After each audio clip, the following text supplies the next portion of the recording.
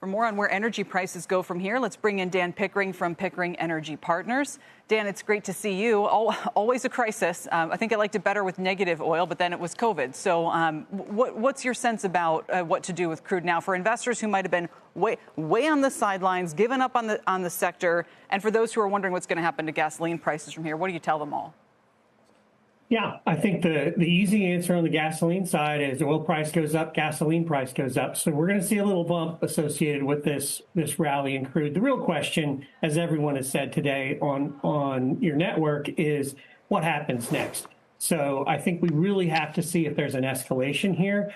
Pippa's reporting's right on. There's a ton of influence in the Middle East and the crude markets, but we have not had physical shortages. So I think that this is something that you'd wish you had the insurance around the energy sector and commodities before today. The question is, do you buy that insurance now? Right, exactly. What do you think? If everyone's got to kind of make these calls on some level with no better information than anyone else has, basically.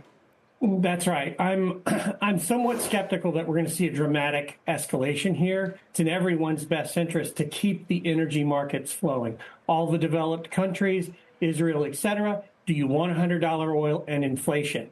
If you're Iran, you don't want to be messing with the infrastructure of the Middle East or your own, because that's your revenue generating capability. So my guess is that if you didn't have the insurance, I don't know that I buy it in front of this weekend. If we have escalation but no infrastructure damage or infrastructure attacks, then maybe next week we soften up a bit. All right. And Dan, just sit right there, if you would, as we bring in Richard Bronze as well. He's Energy Aspects Head of Geopolitics. And Richard, same question to you. I mean, do you view this as basically a sell the news kind of event, or with those, our analysts earlier and others who say, no, this is going to be a drawn out situation and maybe keep some upward pressure on crude for some time?